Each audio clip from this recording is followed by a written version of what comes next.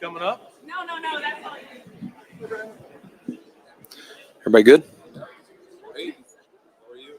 Doing well. Yeah, I would say, we've had talks with different people, and so some of them take their own turns, or you feel like you're closing in on something. So, we got that finalized today, but I would say the last day or two, you felt like it was trending in the right direction, and we're excited to keep Khalil, here for another, an additional 4 years beyond, the 1 year he had remaining, and I want to give his crew. Chris Cabot, Sam Merz, Derek Hardridge, all those guys credit, and Kevin Meegank on our staff did a great job.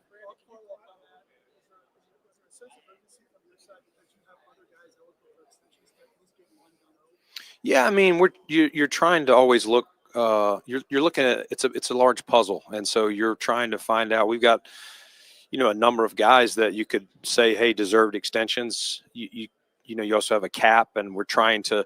We've been waiting. We got some clarity last week on the range of the cap. Some moves you do can acquire cap space. Others can cost you. So we're balancing all of that while having conversations. And some of the conversations haven't started yet. We're kind of you don't want too many going at the same time. But we'll continue those. And again, as I was telling the guys at One Bills Live earlier, just because we don't get an extension done now or before the start of the league year doesn't mean we won't in the league year, or you guys have seen us do them in the summer as well.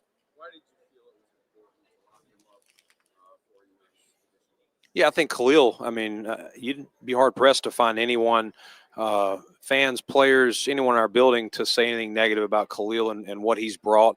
The guy is a true lunch pail Buffalonian. I know he's not from Buffalo, but he doesn't say anything. He just shows up every single day. He's Mr. Dependable. And when the ball's thrown his way, he usually comes down with it. And, I'm sure everyone on our team that's coming back will be excited to have Khalil knowing. And we're going to count on him even more, not only on the field, but his leadership going forward.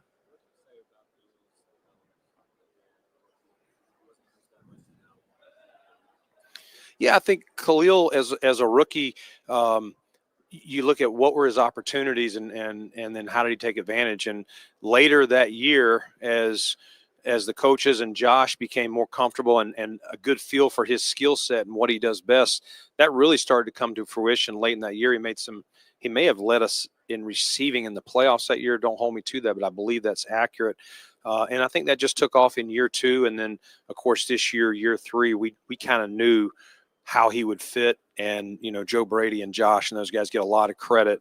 Khalil himself gets the most, but those guys of it, using his strengths to this offense and really helping us have the offensive success that we did. I know you won't negotiate in the media, but what is your process with James' situation, especially on the heels of him being a little public? Yeah, I love James. James is James is a beautiful man. Like he really is. I love him. He's a great dude. He doesn't say a lot other than his one word things he was doing this year. But I love James. James speaks from the heart. He means well. I want James here, hopefully, for like a lot of guys. The business is the business. Would I prefer we don't take the business outside? Yes, I think that's always the best way to handle it. But James is a grown man, and he'll handle it the way he does. It doesn't change my view of him. And just because we're not on the same page today doesn't mean we wouldn't be tomorrow, 2 weeks, 2 months, 2 years. Like, we'll see.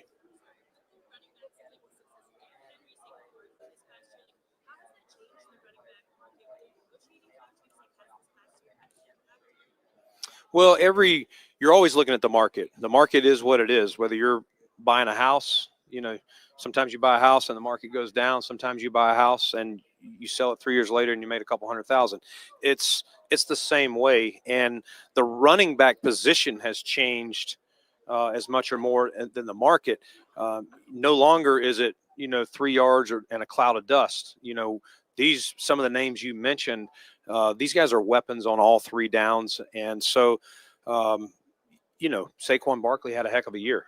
And, Christian McCaffrey's paid well up there. He was in the MVP conversation the year prior. So at the end of the day, your team has to fit whatever player it is, running back, receiver, whatever, within your structure and the confines. And you do have to pay attention to the current market, what it is. And so, again, just because you're not on the same page with a particular player or their representatives now doesn't mean that things come to light on, more in their favor going forward or more in the club's favor.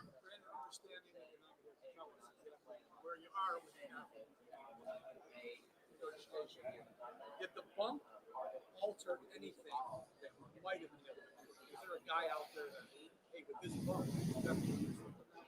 Yeah, I mean, we're always looking. Part of it is what do we need to get into the league year, which is coming up fast in a couple of weeks, and then part of it is how do you want to structure things? What moves do you want to make? What are out there? Whether that's increasing cap by releasing players or how many guys you want to restructure. But remember, every guy we restructure is maxing out the credit card a little bit. So we have to be selective when and where we do that. And then again, whether you want to trade for someone, sign someone in free agency, extend a player like we did with Khalil, we look at all that. It's a giant puzzle. And sometimes one move says, okay, we got this guy. Now we're going to move over to these two, and maybe we put this one on hold. So to answer your question, we have an idea of where it's going to be. You never know. And now we've got it down to a range of, I think, $4 million. But we still have work to do. As it stands today, we would not be under the cap, at where it's at. So we're still working through that. And again, sometimes another extension could help us create more money.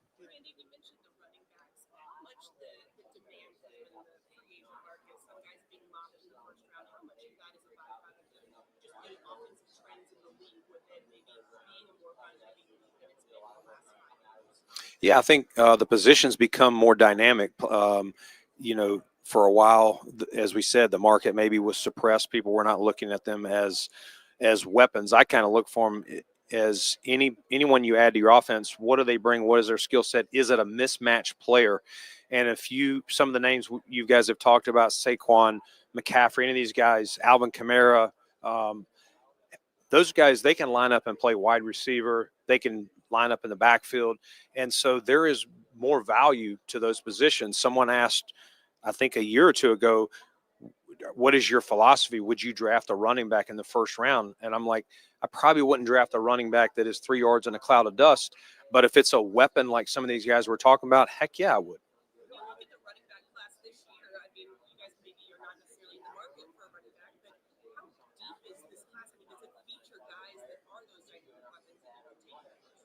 Yeah, I mean, I think it looks to be a deep class. I can't tell you from A to Z everything on all of them yet because I'm still working through that. But it looks to be at this point a deep class. Now, we'll follow these guys in the spring. We'll see what their knowledge of the game is, and to be able to do all those things, line up out here, line up in the backfield. It takes a high mentality. Can you pass protect if you're going to be on third down? You need to be able to pass protect. So can you scan protect? Can you stand up here and knowing that we got number 17 back there that we're going to count on you to pick up a free runner. So all of those things factor into that. When you evaluate defensive linemen's prospects, what are the traits that you look for? It depends on what position, you're talking D tackle. Yeah. I mean, you kind of value what they are. You start with, what are their measurables? Like, what does this guy look like? What are his feature, arm length, size? What does he do best? Is he best as a rusher? Like, is this a guy you want to line up, in a 3-tech role and get a one-on-one against a guard? Is he just a power, straight up ass kicker? He's going to walk his guy back into the pocket. Maybe he's not going to flip his hips, but he's going to condense the pocket and push, the guard or the center into the quarterback's lap. Like, there's so many variables that these guys have. And again, we started this process last night. The defense is here first. So those are the guys we talked to. And we definitely talked to some huge guys, and some guys are a little less a little more undersized, but they're excellent rushers. So you want different pieces for different games. You don't want to always just be able to have run stuffers and nobody can get to the quarterback.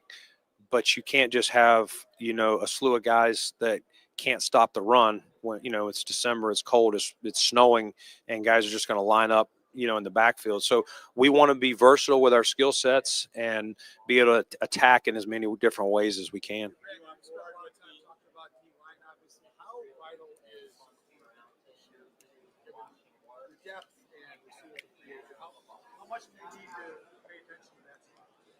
Yeah, I mean, Sal, we look at everything. We really do. And so, yes, Rasul's a free agent. So, we'll see what happens, with him. And obviously, Christian would be coming back. And, we have Khair here and some other guys. So we'll see. We'll look in free agency. We'll look in the draft. But I would say there's other positions as well that we definitely need to look at and make decisions on, not only for this season, but, years to come.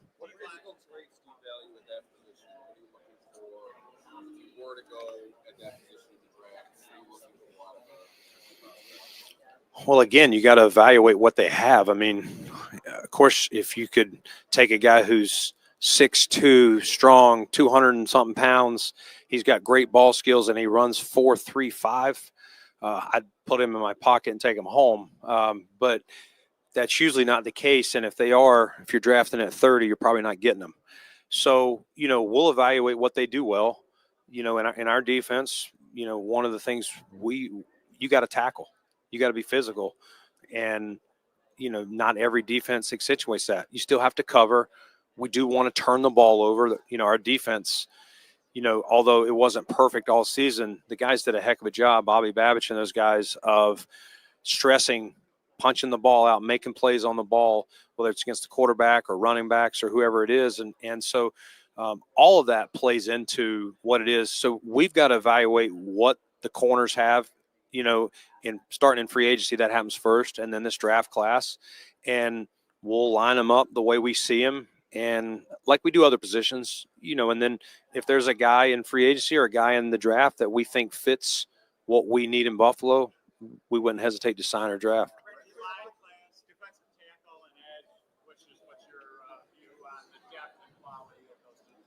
Yeah, I think I would say, Mark, there seems to be at this point some good depth along the D line. There's even some tweeners. You're going, this guy, I could see him on first and second down lining up as a base in and then reducing down, in a nickel situation and rush. So I think ultimately there's a lot of different shapes and sizes, like we always talk about with receivers every class, and that's what we've got to dig into starting here. I mean, we've already started it, but continuing here and then on for the next couple months.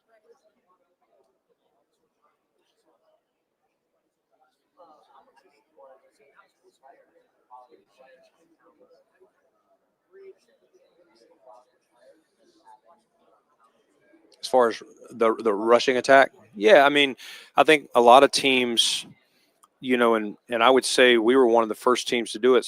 A lot of cover two high shells. We're not going to give up the big explosive plays. We're going to have less men in the box, and we're going to make you go 10, 11, 12 plays. I think, that's why scoring probably went down a little bit. There's also more rushing quarterbacks, guys. That's the trend. If your quarterback can tuck it on a pass play or as an additional runner, with a lead blocker as a running back. So all those things matter. It controls the clock.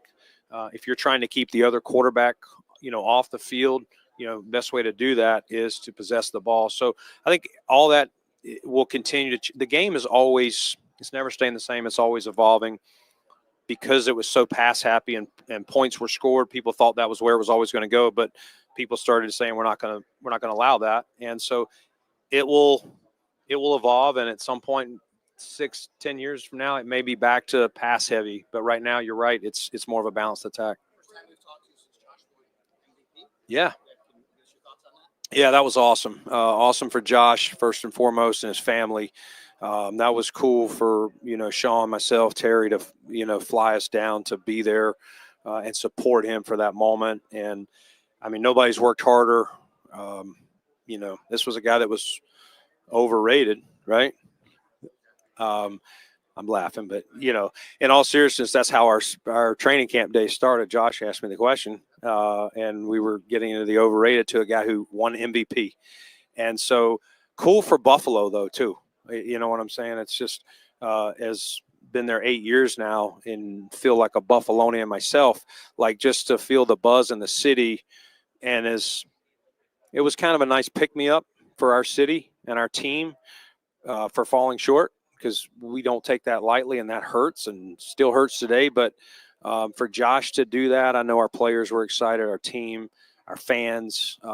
So I'm happy for him. And again, I know, like all of us, he wants the trophy more than that, but a nice consolation prize for him.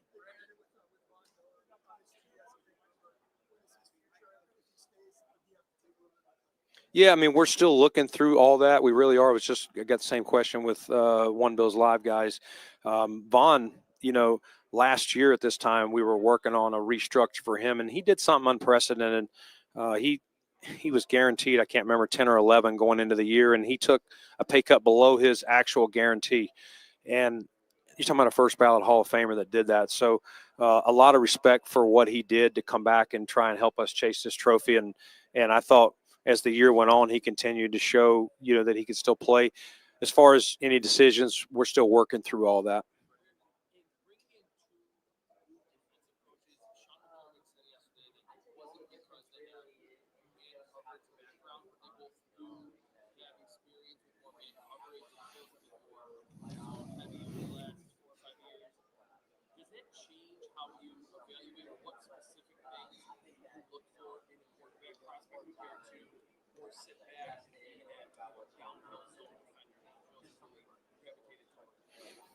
I think you're always just looking for, you're always looking to grow, the growth mindset. We talk about it. And so anytime you can add people to your staff that come from different programs, different philosophies, you do that. And it maybe even have people on your roster that you say, hey, we still think we've played them more like this, but we feel, to use example, maybe we've played more zone, but we feel like, hey, we have a player that could play a little more press man or whatever the situation. But I think it's more from that standpoint than necessarily a philosophy change or anything like that. You're always looking to, again, whether it's scouting, coaching, whatever it is, find new trends, new ideas, ways to, be creative as you face some of these big opponents. It's one thing, as we know, to win your division and get in the playoffs. To win in the AFC and to represent the AFC in the Super Bowl, it's a gauntlet to go through, and that's not going to change anytime soon.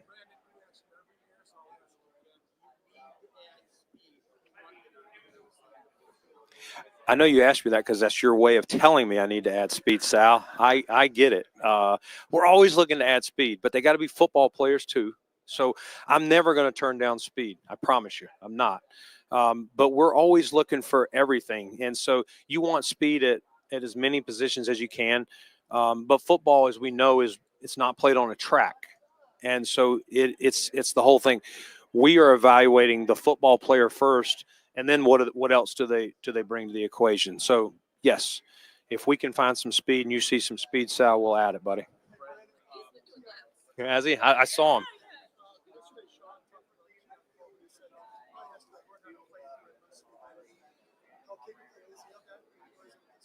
No, I think, listen, Keon, I agree with Sean. I said that same thing at my end of season presser, that I thought Keon was really trending up, and he got the unfortunate hit on his wrist in the Miami game, and probably didn't reach to the peak that he was at pre-injury. But again, Keon Coleman's 21 years old. Like, we shouldn't expect all these guys. Some of these guys playing and were drafted last year were 24 and 25, and so let's give him a chance. Let's don't beat him up. It's his first season, and let's don't forget about the good things that Keon made some plays for us, made some big plays. Are there some plays he would want back? Sure. Are there some things he needs to do better? Yes. But I know, talking to him even since the season's ended, talking to his representative who he's living by, that he's grinding, he's working, and he's a competitive young man. That's the thing we knew about him in the research. And I have no doubt that he's going to come back with a refreshed mindset and ready to, if there are doubters, to prove them wrong. Another young player, Bishop, hoping to earn a starting role next season. What are you looking for out of him this offseason leading into training camp as he hopes to start? Yeah, I mean, I thought Cole, other than the Houston game, he got beat over top on the one deep ball, but after that, when he got his next opportunities, I thought he showed up. I didn't think he looked like a rookie. Is the game still moving at a faster pace back there? Yes, there's a lot on safeties. You're not going to see us probably play a lot of rookie safeties, in this defense, but we're going to count on Cole, and he'll have to do his job and continue to get stronger, learn the game, all those things. He had an unfortunate deal this year. He missed the most important part of the season for a rookie, is training camp. And unfortunately, he had an unfortunate injury, missed all of it, which really set him back for the opportunity to earn a starting job. But he'll have every chance this year, and he is wired the right way. I have no doubt that he'll rise to the occasion. I know that there's a lot of, you can't talk about other players, other teams, but when you hear that names could be out there about trade, what's that process like? Does it start now? Does it start after you kind of get all of this set, and then you kind of have to know things by month? Yeah. Yeah, I mean, Sal, I get where you're at. Obviously I can't talk about specific players, but there are times that I've called on players at the trade deadline. I did that with Stephon before we got him, that I've called on the deadline and just said, if anything changes, it doesn't mean only if it changes for this year, if it changes in the offseason. And so you keep constant communication, with those clubs, unless they're like, hey, you may get a, hey, we're 100% not doing it. Like, you don't need to call me anymore. I got you. I know if we had a change in heart, we'll reach out to you. We got you on the log sheet here that you'd be interested. So it kind of depends on each situation, but it is our job to always monitor that. And just because you see a trade happen doesn't mean we weren't trying to do it. Maybe we didn't think it made sense. Maybe the club said, hey, we want to send them to an NFC team, or whatever the case may be. Again, just because we didn't end up with them doesn't mean that we didn't try to pursue them, or at least check into it and see if it made sense. Along those lines, Brandon, have you been in those conversations right now? And you mentioned Diggs. You've done it before where you traded your first round pick. Are you open to that idea if the deal is right? I'll answer that one first. Anything that's right that can help our team, Jay, yes. Yes, I would not flinch. I don't know. I say this on the golf course. I'm a lot of things, but scared ain't one of them. And so, yes, anything that can help our roster that can fit and not cripple us in another way, yes, we would definitely do it. Those conversations, I swear they happen all year long, like other than maybe July. If, whether it's, are you, is a guy for trade, or you're finding out they may trade him, but he could be a cap casualty, whatever it is, we're trying to monitor it. Can I monitor every single one by myself? Not necessarily, but I have a staff, and they're doing it, and they're keeping a pulse, or they're checking with agents, or they're reaching out to their contact with Team X. Whether they see something on Twitter, whether they hear it in the scuttlebutt behind the scenes, if it's a player that we think would fit the Bills, we're going to check into it. I would say our name gets thrown out there a lot. And sometimes we're checking into it. No one will make the call. It's probably a long shot. But if you don't call, you don't know.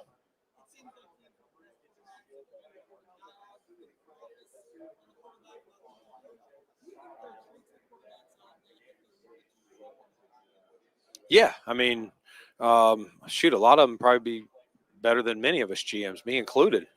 This, to be able to, the mental state that you have to have, and the aptitude to play quarterback. I mean, and the processing speed that these guys that play at the top of their game, whether it's Josh or Mahomes, Burr, all these guys, you got to be really smart. You're prepared. You're doing a lot of the things that in anything in life, business, CFO, whatever the case may be. So yes, I would say there's a good number. John Elway, was the most recent to do it, but I'm sure many of them if they wanted to. But there's a lot of hours in this, and the money they make, I probably wouldn't do it.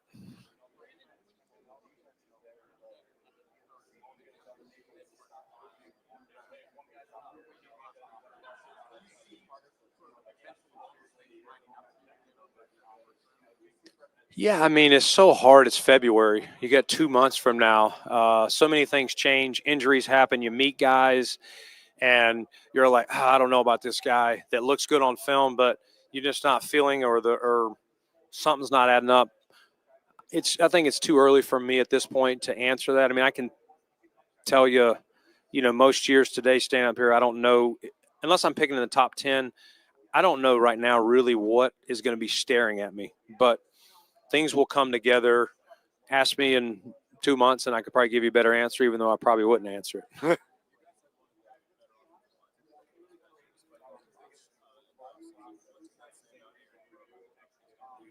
Oh, Chrome's one of the best. He's a heck of a coach, super competitor. I think everywhere he's been, his O lines have been pretty good, and I think it wouldn't take you. You could probably ask any of our O linemen now or guys that have been here.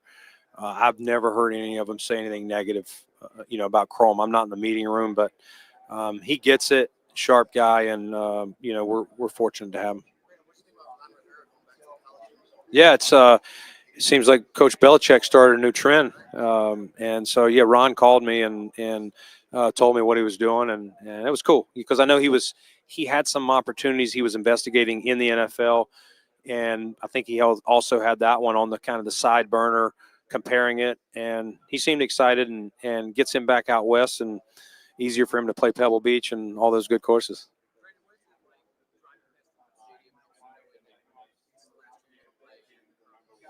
That new stadium is looking cool. And I was just talking to the guys when we were in for the honors, that are building the stadium, and just telling them like it's one of those things. I see it, but I have not gone over there yet. I wanted it to get further along, and he's like, I can't believe Scott Radisich, and he's like, I can't believe that you haven't been over there because they've offered it multiple times, but I don't know. I just renovated a house, and it was torture going through it and getting frustrated. So I was like, I'm going to wait till it's closer to done, but I'm going to get back over there soon, and because I haven't been over there since the day we had the shovels in the ground intentionally, but to look at what it looks like now, it's cool, and it's going to be, one of the best things ever to happen to the city of Buffalo.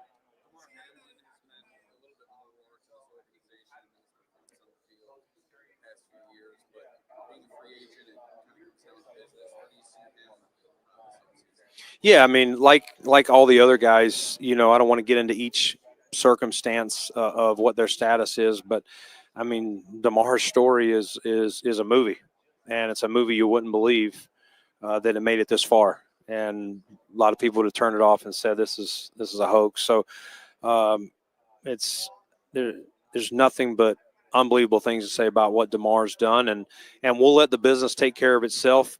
Of course, we'd love to have a Damar Hamlin back. The business has to make sense for him first and foremost, and then for us. But we'll keep those conversations between us, and if we can get him back, great.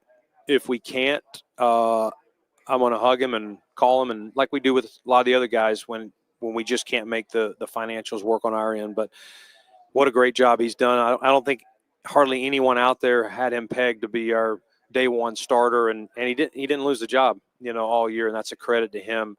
Not only as a 6-round pick, but the medical situation that he went through.